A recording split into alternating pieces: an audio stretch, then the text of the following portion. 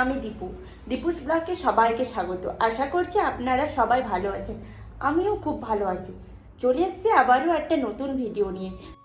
এখন বাজে ঘড়িতে 4:46 AM, আর আমি এখন থেকে ভিডিওটা শুরু করলাম। দেখুন, বাইরে একটা গাড়ি দাঁড়িয়ে আছে। ওই স্নান টান করে রেডি হতে আমাদের 5টা, 5:30টার মতো বেজে গেছিল। হ্যাঁ, এই ভোরবেলা স্নান করলাম তো। কিছু একটা ভাবছেন? হ্যাঁ, আমরা আজকে মন্দিরে যাব। আমাদের বাড়ি থেকে রেল স্টেশনটা 8 ঘন্টার মতো লাগে। চলে এসেছি কল্যাণ রেল স্টেশনে। অবশেষে আমাদের বন্দে ভারত ট্রেনটা এলো, আর আমরা উঠে গেছি। দেখুন, সবার প্রথমে সকালে একটা করে পেপার আর জলের বোতল দিয়ে দিই। আমি আর আমার হাজব্যান্ড এখানে একটু ছবি তুলে নিচ্ছিলাম। কল্যাণ রেল স্টেশনটা প্রচুর পরিমাণে জনসংখ্যা, সেই কারণে আর ভয় ভয় করে আমি ছবি তুলতে পারিনি। কারণ কেউ যদি মোবাইলটা টেনে হিঁচড়ে নিয়ে চলে যায়, বলা তো যায় না, সেই কারণে। আপনারাও কিন্তু এটা লক্ষ্য রাখবেন, বাইরে রেল স্টেশনে যদি ভিডিও করেন সেটা সাবধানতা অবলম্বন করবেন। ট্রেনে উঠেই বসার পর একটা জিনিস আমি নোটিশ করলাম, প্রত্যেকটা সিটের পিছনে এইভাবে সাই বাবার ছবি চিপকানো আছে। এই ছবিটা দেখে কিছু গেস্ট করতে পারলেন কি? হ্যাঁ, আমরা যাচ্ছি শিরডি সাই বাবার মন্দিরে। আর এই বন্দে ভারত ট্রেনটা এই শিরডি রেল স্টেশন অবধিই যাবে। আর জানলা দিয়ে দেখছিলাম আমি বাইরের ভিউটা। দেখুন কি সুন্দর না? সেই সকালবেলার সূর্যোদয় দেখছি।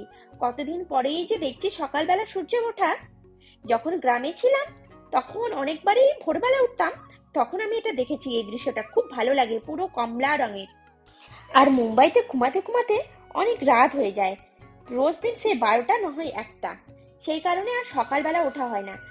তবে সকালে উঠি হাজবেন্ডের লাঞ্চ তৈরি করার জন্য। ওই যে লাঞ্চ তৈরি করে নিলাম, আবার হাজবেন্ড চলে গেল অফিসে, আবার ঘুমিয়ে গেলাম। আর সূর্যোদয় ওটা দেখা হয় না।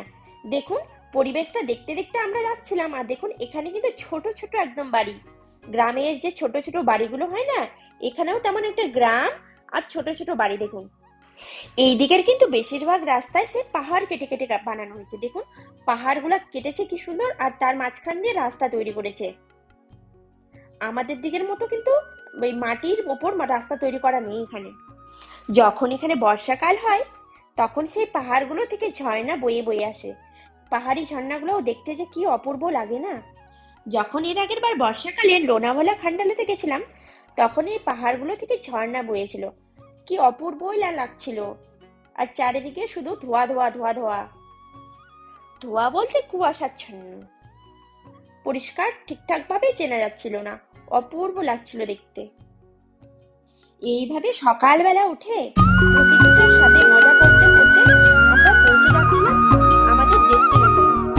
কি ভালোই না লাগছিল। কতদিন পর এরকম গ্রামের দৃশ্য উপভোগ করছি। আসলে গ্রাম বলাটা ভুল, পাহাড়ি গ্রাম, আমাদের দিকের মতো গ্রাম না। আর আমরা তো মন্দিরে যাব, সেই কারণে আমার হাজবেন্ড আর কোনো কিছু নেইনি। আমরা দুটো কফি অর্ডার দিলাম আর দুজনে খেয়ে নিলাম। দেখুন, আমি ভালো করে মিশিয়ে নিচ্ছি কফিটাকে। কি সুন্দর! বাড়িতে যখন আমরা চা বা কফি করি না, যে চা দেওয়া খাবো, সেরকম অবস্থা হয়েছে। আর না, খেতেও হয়েছিল দুর্দান্ত। শহর ছেড়ে গ্রামের পরিবেশ দেখতে দেখতে আমরা চলে আসলাম একবারে গ্রামে। এদিকে কিন্তু চাষবাস হয়।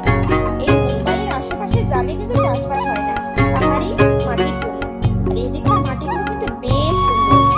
এগুলোতে জানেন কি শাক হয়েছিল? এগুলোতে হয়েছিল ছোলার শাক, আর এখানে হচ্ছে আখ। এইদিকে না আখ চাষ খুব ভালো হয়। আর দেখুন, এই যে এই সাদা বাড়িটার মধ্যে দেখতে পাচ্ছেন, এটা হচ্ছে একটা রিসোর্ট। এর আগের বার যখন আমরা এখানে পুজো দিতে আসছিলাম, তখন আমরা কিন্তু রাত ছিলাম এই রিসোর্টে। বেশ কিন্তু ভালো। আমার একটা ব্লগে এই রিসোর্টটাকে নিয়ে ভিডিও করা আছে। দেখতে দেখতে আমরা পৌঁছে গেলাম রেল স্টেশনে। আর রেল স্টেশনের বাইরে সবার প্রথমে আমরা টোটোতে উঠে গেছি। টোটো না, সরি, অটো। অটোতে উঠে গেছি। অটোতে চলে যাবো আমরা এখন মন্দিরে।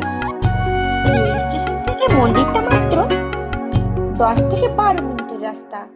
আর দেখুন, মন্দিরে চলে এসে দেখতেই পাচ্ছেন কতগুলো পুলিশ। এটা কিন্তু লাইন, লাইন তো ঠিক না, মানে ঢোকার রাস্তাটা, তাতেই দেখুন কত পুলিশ। এখানে প্রচুর পরিমাণে ভিড় হয় আর খুব জাগ্রত। সাই বাবার মন্দির এখানটায়। আমরা কিন্তু চলে এসেছি 6 নম্বর গেটে। 6 নম্বর গেটে এখানে স্পেশাল দর্শন হয়। আমরা স্পেশাল টিকিট কেটেছিলাম। তার আগে আমাদের এখানে মোবাইলগুলো জমা দিতে হবে, তারপর জুতো, তারপরে আমার হাজবেন্ড একটা ব্যাগ এনেছিল, কারণ আমার ঠান্ডা লেগেছিল সকালবেলা ভোরবেলা। সেই কারণে আমি সোয়েটার পরে এসেছিলাম আর ওর ব্যাগের মধ্যে রেখে দিয়েছিলাম। সেই কারণে ও ব্যাগ এনেছিল। দেখুন এখানে আমরা একটা নীল রঙের একটা কার্ড দিল, আমরা এখানে জুতোগুলো রেখেছি। আর আমার হাজবেন্ডকে বলছি তাকাও, একটু তাকাও। এটা আমরা মন্দির থেকে বেরিয়ে গেছি, তখন দেখুন আমাদের কপালে একটা ফোঁটা আছে। আমি আর ভেতরটা আপনাদের দেখাতে পারলাম না, কারণ মোবাইল একদমই অ্যালাউ না।